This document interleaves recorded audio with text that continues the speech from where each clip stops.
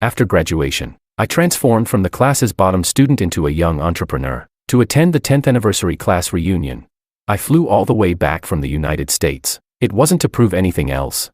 Only to make that scumbag Willow, who once looked down on me, regret it bitterly. Yet what I hadn't expected was that the only person absent from the reunion was Willow herself. She actually didn't come. Heaven knows how long I'd waited to earn the right to say, "Don't look down on a poor youth." So I asked, "Where did Willow go?"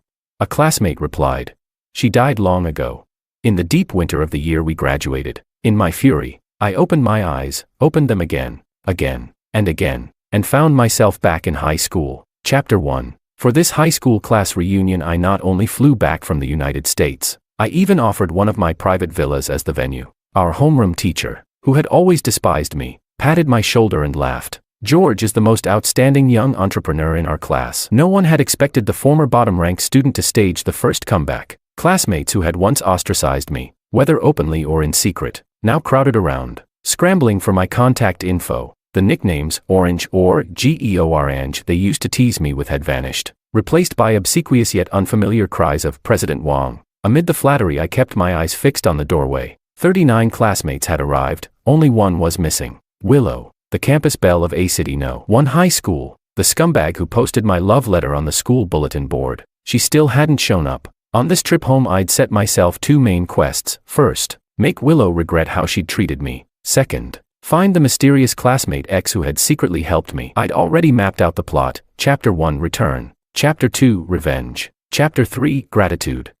But to my surprise, the star of the revenge arc hadn't even appeared. A classmate beside me nudged my arm and asked, "President Wong, what are you glaring at the door for? Everyone from our class is already here." Willow's name was on the tip of my tongue. I pressed my lips together and turned away. The homeroom teacher struggled to lug out a huge time capsule containing the tin boxes we'd sealed before the college entrance exam. Buried for 10 years, they were finally coming home. The class president, still as sycophantic as ever, with his slick back hair, helped hand out the boxes. Back then he always gave me my homework last. This time he thrust the box labeled Georange into my hands first. I stared at the childlike stickers on the lid, now yellowing. Holding my breath, I opened it, nothing inside but a slip of paper that read, "George 10 years later, George at 27, you must make Willow regret it bitterly." The forceful handwriting showed clear, gnashing hatred. Looking around, I saw classmates already in tears over what their past selves had left them. Only one box sat alone on the table, unclaimed, the name Willow pasted on top in delicate strokes. She still hadn't come. She really wasn't coming. Heaven knows how long I'd waited to say, "Don't look down on a poor youth." I exhaled and flipped the paper over. Another line read, "George, you must find the unknown classmate X and thank her for her constant encouragement and help." Bitterness from my youth welled up. High school life had been rough. To save money for textbooks I often skipped breakfast and dinner. A girl who signed herself X, preferring to stay anonymous, regularly left strawberry milk and bread in my desk. When I was beaten unconscious by thugs, she was the one who saved me. The love letter Willow had posted was actually meant for classmate X. Classmate X had helped me countless times. I'd imagined her as an introverted, gentle girl who kept her identity hidden. By graduation I still didn't know who she was. She had to be one of my classmates. How else could she know my troubles so precisely every time? And now, except for Willow, all the other classmates were here. Clenching my palms, I stood and looked each person in the eye. Back in high school, a classmate who signed as X quietly helped me. I said, "May I know who you are now?"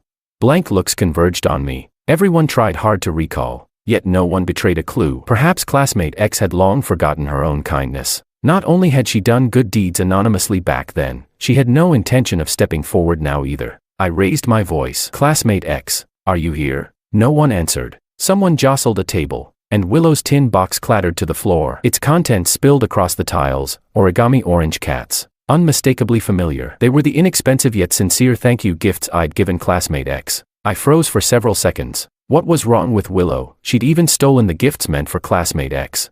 I walked over, crouched down, and put the scattered items back into the box bearing Willow's name. Everything I'd given classmate X over those 3 years was here. Not a single piece missing, along with other familiar trinkets and an old keypad phone. Fuming, I thought, Willow not only posted my love letter to classmate X, she even did this. Perfect chance to settle old scores. Where is Willow now? I demanded. The air went still, heavy snow pattering against the floor-to-ceiling glass. After a long silence someone finally answered. Willow, she died long ago, in the deep winter of the year we graduated. Chapter 2. A class reunion ended on a sour note. Snow was falling outside the villa. I stood beneath a street lamp. The drifting flakes glowed in the light when my phone suddenly chimed. Happy 27th birthday, George X. Only then did I realize that midnight had passed. Today was my birthday. For years I've received a birthday greeting email right on the dot every December 21st. Always signed, Classmate X. I'd thought I could find X before turning 27. Yet she still wouldn't appear.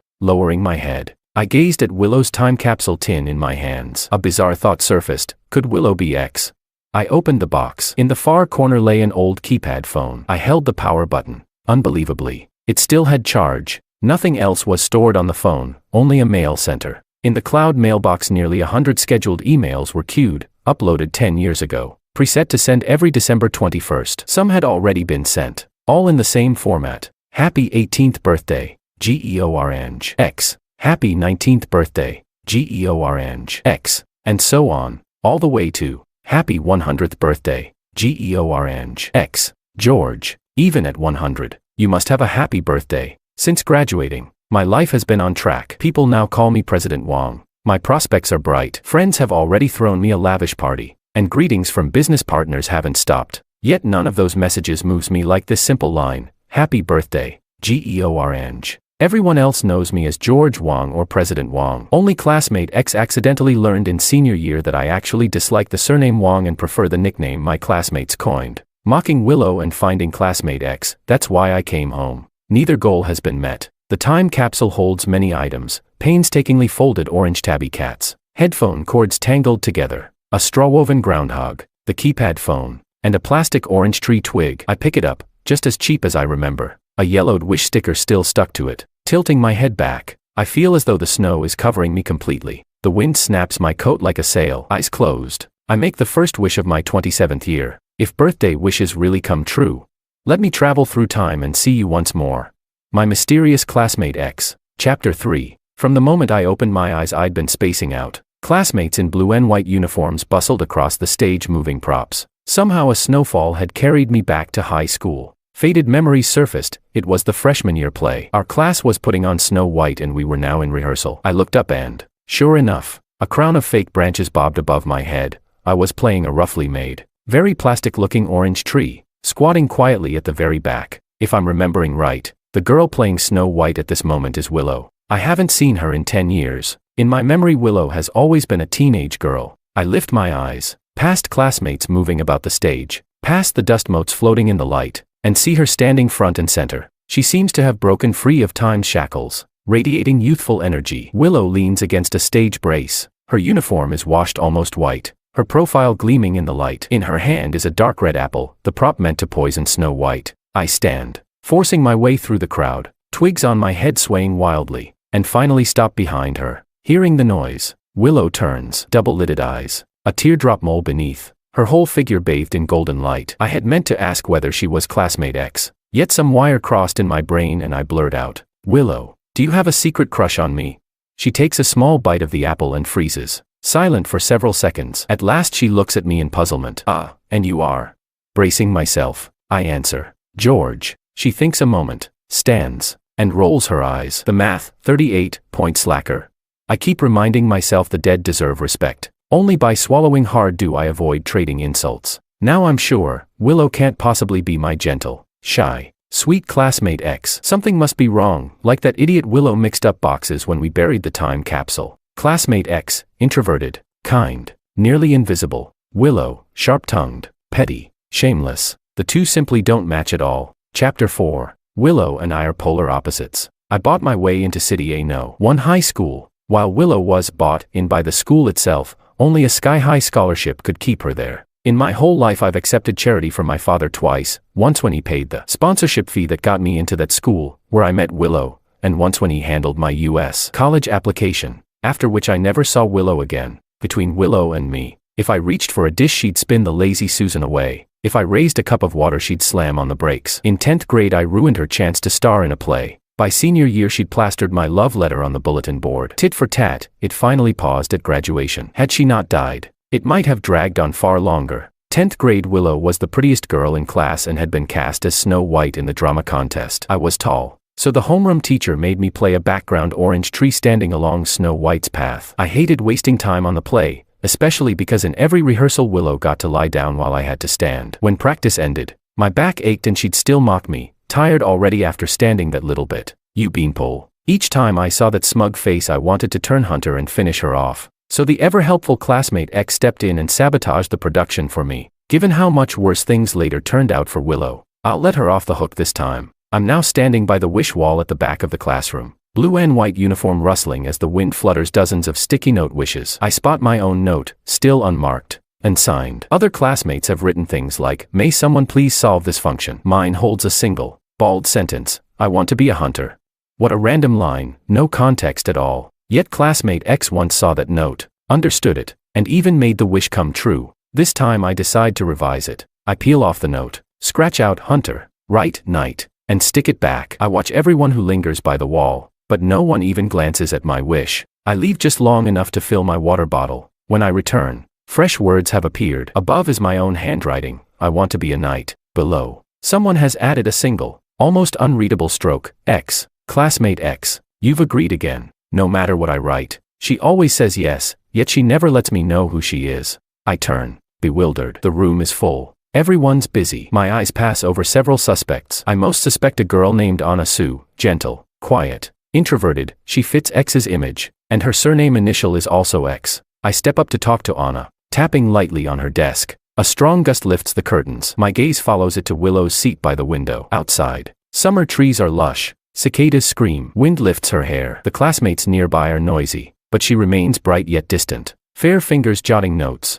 Willow glances up by chance and meets my stare. She rolls her eyes, turns away with obvious disdain. Mystifying Willow. Chapter 5. The wish on the sticky note came true once again. Classmate X always fulfills what she promises. And this time I became the knight who climbs mountains and crosses rivers to rescue the princess in the finale. When the play was formally staged, every seat in the auditorium was filled with teachers and students. The view was a sea of youthful blue and white uniforms. My part was actually tiny, but watching Willow play Snow White was hilarious. If her glare could kill, I'd have died 100 times by now. I watched her quietly, watched her still living self. She was, at worst, merely annoying. She never should have died. At last my cue came. I drew my plastic sword, trekked over mountains and rivers in search of my sleeping princess, fought off the bandits blocking the way, and finally stood before her. Willow lay stone-faced amid a heap of gaudy fake flowers. Dropping to one knee, I ad-libbied, "Princess, the Orange Knight has arrived late to guard you. I'm here to save you."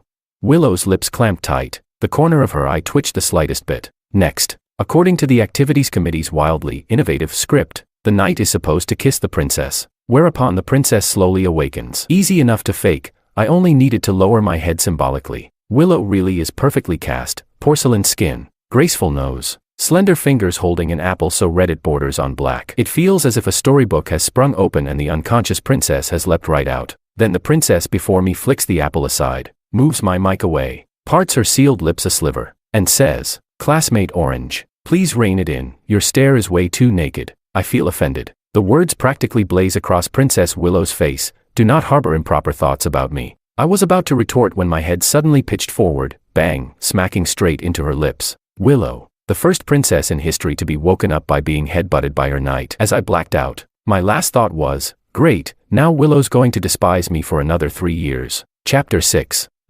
Open wider. That was the first thing I heard as I came to, and I instinctively opened my own mouth wide. 2 bursts of laughter followed at once. The school doctor tapped my shoulder and said, "Hey now, I wasn't telling you to open your mouth." The doctor was examining Willow, who sat before him with her mouth open. She still had time to cast me a sidelong glare. Willow was basically fine, just a split lip from when I'd headbutted her. A dab of ointment would fix it. The doctor couldn't figure out why I'd suddenly fainted. Only I had a vague guess. Maybe this timeline itself was rejecting me. The door swung open and in came Anna. My eyes lit up at once. Willow flicked me a light glance. I asked, "Anna, did you come to see me?"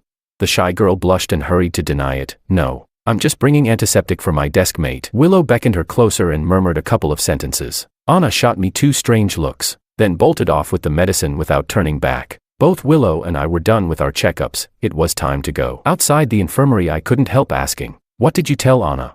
She replied, "I said if she didn't run faster, you'd probably confess to her." I was speechless. Changing the subject, she touched her swollen lip and sighed. Classmate Georange. Your head is really hard. My heart filled with guilt and shame. I can't make it up to you right now, I said. Give me 10 years, when I'm already a top young entrepreneur and loaded with money, I'll come apologize properly. Willow froze for a heartbeat. Instead of mocking my wild fantasy, she softly asked, by then, will everything you want already have come true? I thought a moment and said, yes. 10 years from now George has no need for classmate X at all. His future is wide open and he already has everything he desires. I walked a long way ahead before glancing back. Willow was still standing where I'd left her, smiling faintly. She said, then that's good. Chapter 7. My main quest continued. Yet classmate X was hidden far too well. Judging by how Anna practically wanted to stay 800 li away from me, she definitely wasn't X. So I switched to my other objective. I'd first vowed to make Willow regret her life choices. Now I revised the plan. I would make Willow deeply grateful to me. Willow has to survive and show up in person at the 10-year reunion. Given the state of our relationship, though, she was unlikely to heed anything I said, so I devoted myself to befriending her. I proposed we discuss academics and make progress together. The more we discussed, the worse things grew. I refused to give up. Every morning I insisted on sitting next to her on the school bus because studies were getting heavier. City A No. 1 High had begun running a free bus. Willow and I both rode it, because we were equally broke. Willow always sat in the very back row, the seat beside her forever empty. Even when other students had to stand for lack of seats, none would sit next to her. I thought it was because the campus belle felt unapproachable. Later I learned there was another reason. Willow's mother had just been released after serving time for murdering her husband. This time I claimed the seat at her side anyway. Willow turned her face to the window, distant, earbuds in, listening to music. On the bus she looked especially strange and indifferent, gazing at the scenery looping past as if she already knew her own ending yet couldn't deviate from the track. She never spoke to me then, and, oddly, I didn't dare disturb her. Perhaps it was my imagination, but a whole year flashed by. Before I knew it we were in 11th grade, like pale pages blown so fast by wind that no mark could stick. At last, one day, I mustered the courage to ask, Willow, what song are you listening to? Willow stayed silent so long I thought she wouldn't answer. Only then did she turn and reply softly, the nationally standardized college entrance exam English listening track. She detached one earbud for me. Staring at her pinched fingers, I felt that long-forgotten dread of college entrance exam English surge up. Suddenly I didn't much want to take it. When I failed to respond, Willow started to withdraw her hand. I hurriedly pressed it, brushed her fingertips, took the earbud, sighed, and put it on, then froze. A gentle female vocal sang, I don't necessarily need you to come back. She'd tricked me. This was no exam listening. It was the classic song Lost Sandbank. I looked at Willow, only to find her already looking at me, utterly unabashed. Gone was her earlier aloofness. She curved her lips happily and flashed me a smile. When the song ended, it looped again. Only then did I discover her MP3 held no exam tracks. No other songs, only this single Lost Sandbank. On that endlessly looping school bus, Willow rode a circular track of life and death while listening to a song on endless repeat. One day someone would ask her, what are you listening to? I leaned a bit closer. Our shoulders brushed and I caught a pleasant lavender scent from her. Fishing for conversation, I said. What kind of place do you think a Lost Sandbank is? Willow paused. A place where orange trees can't grow, she said. The bus reached its stop. Everyone filed off, Willow included. She pocketed the earbud, carrying that old MP3 with its single track, and moved past me toward the front. I stayed seated and called after her just as she was about to step down. Hey, Willow. She turned. Her jawline was clear and elegant. I shouted, don't go to the riverbank. Stay away from your mom. Trust me, this time I'm right. Light and shadow shifted across her eyes. She said nothing. Unless an outside force intervenes, no amount of vigilance will change fate. We'll always reach the same ending. Willow merely curved her lips faintly and, for no reason, answered, that's already enough. You sitting beside me is enough. No need to save me. The moment that sentence ended, the scene before me fell empty. The bus and Willow blew away like fog in the wind. And once more I faced the heavy snow around the mountain villa. I almost thought it had all been an endless dream, until I looked down and saw the wish note on the orange tree twig had changed. I want to be a knight. My request. X. The acceptance. In the next instant, the note and the twig both shattered. The earbud cord from the time capsule snapped, and like the earlier notes, soon vanished. I could barely stand. Clutching the iron box, I nearly stumbled into the snow. Little remained inside. If a time capsule really could alter the past, I had to be fully prepared to save Willow against all odds.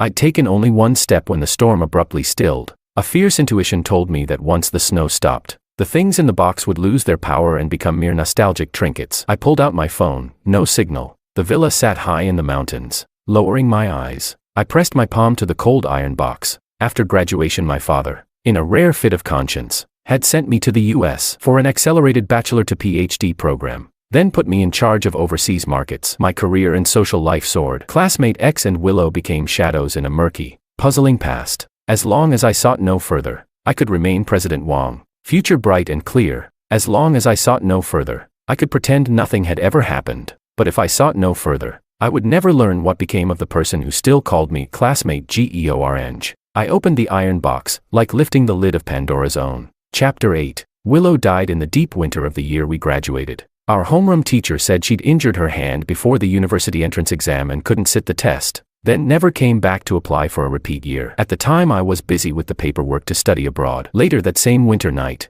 her mother shoved her into the great river that runs through City C. When they pulled her out, she was already cold. I was half a world away, struggling through school and vowing that one day I would make Willow regret everything. Willow had it even worse than I did. After murdering her own husband, her mother went to prison. By Willow's high school years, she'd been released early for good behavior and casually reclaimed guardianship. I ran into that madwoman more than once, begging Willow for money. Anyone who got even a little close to Willow would be targeted by the crazy hag. So Willow kept almost no friends. She stayed frozen in my past while I forged ahead, sometimes unable to picture her face at all. Dropping back into high school, I suddenly saw how dazzling and alive she'd been. Willow's box was stuffed mostly with origami, so full it nearly overflowed. I remembered, senior year study materials were expensive, and the money my mom left before she died wasn't enough. I had to save on food, yet a bottle of milk and a bun kept appearing in my desk drawer. I was broke, with nothing to give in return, so I folded little orange tabby cats out of paper and left them in the drawer. Each time classmate X set down a bottle of milk, she took one tabby cat away. A sudden gale whipped up. The paper cats in the box scattered like snow. I lunged to catch them but, blasted by freezing wind, had to shut my eyes, and when I opened them again I was sitting in a senior year classroom flooded with sunset. The duty roster on the blackboard said Friday. School had been out for ages. All the other students were gone. Reaching into my drawer I found, sure enough, a bottle of plain milk. The package was simple. That brand was discontinued long ago. The later George would never again drink such cheap milk. I punched in the straw and took a huge swig, finally freeloading off classmate X once more. Strolling out as the sun sank, I kicked pebbles in frustration. It was already 12th grade and I still hadn't found X. I'd almost eliminated every classmate. If this kept up I'd have to suspect the homeroom teacher. A commotion wafted from the school gate. I pushed through the crowd and peered inside. Even as onlookers gathered, they kept their distance as if afraid to catch something filthy, whispering, "That's Willow and her crazy mom." Willow stood there silent, brow knitted. The woman raged, "Where's your scholarship money? All that cash, where are you hiding it?" Willow seemed blind to the stares. She gave a contemptuous little laugh. "Didn't you already take it all?"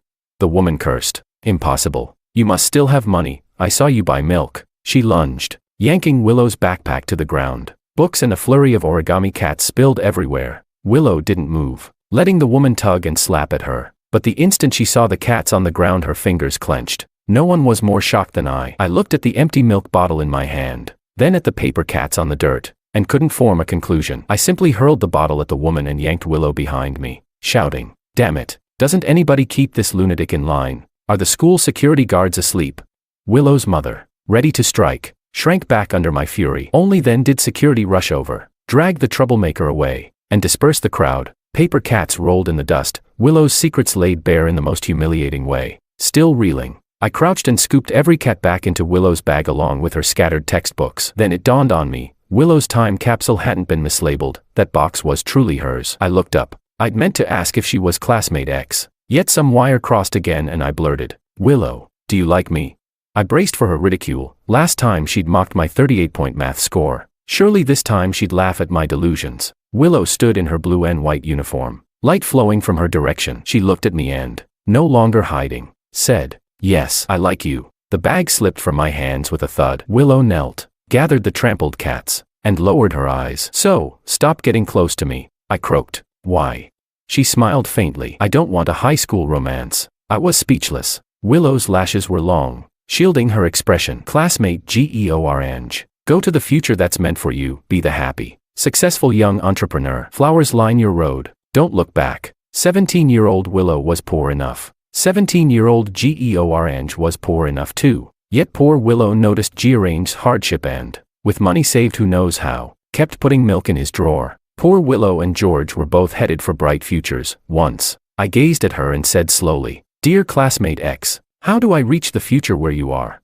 She answered, "Don't come to my future, because," she thought, "she has no future." Chapter 9. Ever since I learned that Willow and classmate X were one and the same, ever since I heard Willow confess, in her own voice, that she liked me, she'd done everything to avoid me, keeping even the slightest connection at bay. The carton of milk that used to appear in my desk drawer stopped showing up. 2. I knew what lay ahead. Willow would injure her hand and miss the National College entrance exam, then fall into the river the winter after graduation. Both tragedies, I was sure, traced back to her mother. Straightening out that woman was now my top priority. One glance at the calendar told me it was already May of senior year. Exam fever saturated the air. Yet I felt no academic pressure. Before long my father's secretary would be in touch to discuss my plans to study overseas. But this stretch of time was exactly when my own troubles should begin. After helping my dad build his fortune from scratch, my mom died of rage when he cheated on her. I moved in with my grandmother. When she passed away I lived alone in her old house. Then came a demolition order. I refused to move,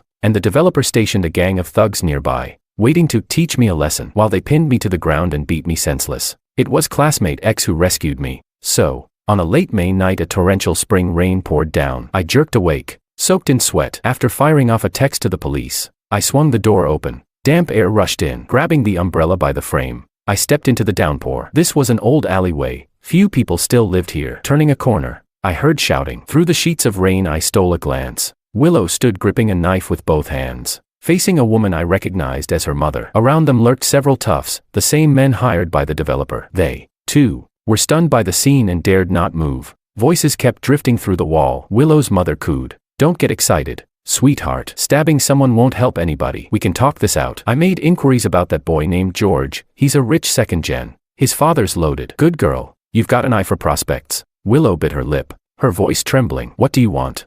Her mother replied, "Willow, you're young and pretty, prime time to make money. As they say, the mountain you lean on can crumble. The people you rely on can run. Give it a few years and you'll be old and useless like me. Then it's too late to earn. These uncles have contacts. They can help you. Don't worry. Mom would never hurt you. Once you have cash you'll understand my good intentions." The men exchanged knowing smiles. Her mother went on, "Of course, if you're unwilling, I can hit that boy up for money instead. If he refuses, I'll accuse him of forcing my daughter. His life will be over." Rain drummed down. Willow said, "Fine." The woman added, "Forget that college entrance exam. If you fly too high, I won't be able to control you." Willow said, "Fine." The woman sneered, "I don't believe you. Let's injure that hand of yours for the next 2 months. Just in case you sneak off to take the test." Willow again, "Fine." She laughed. "See, if you'd behaved sooner you wouldn't get beaten." The police I'd called hadn't arrived yet, but my fury was already blazing. So Willow's injuries and missed exam had all come from this coercion. I couldn't hold back. Snatching up the bat I'd prepared,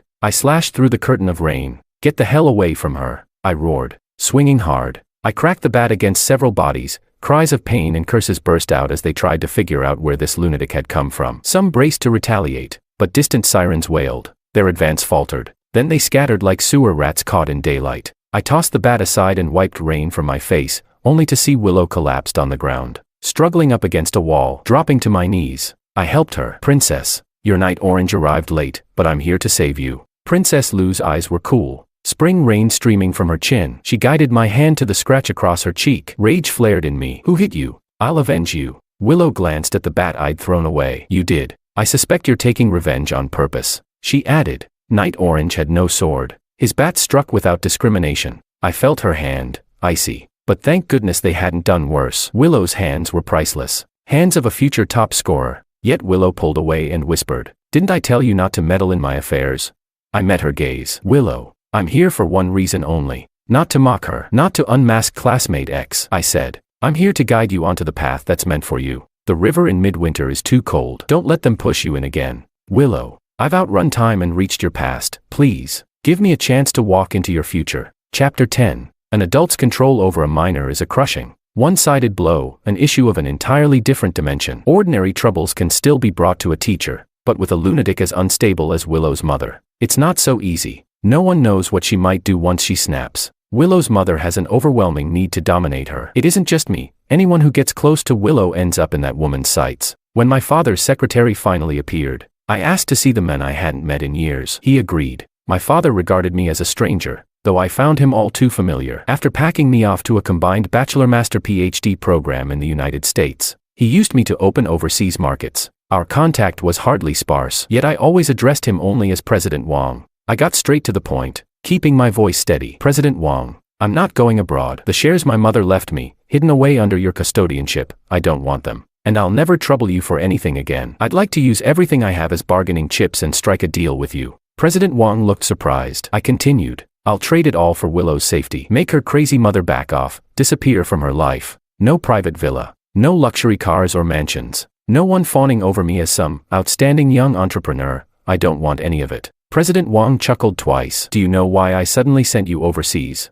I shook my head earnestly. Your conscience kicked in, he said. Half a month ago a girl named Willow came to me. She said her crazy mother had set her sights on my son. To avoid any accident she begged me to ship you abroad at once. I thought about it. After all these years I do owe you something. The girl was interesting. She even drafted a 100-page plan for your university and future career path. I asked her what she'd do if I refused. She smiled and said, I'm cheap anyway. Worst case, I'll die together with my mom. How could a 17-year-old girl speak with such finality?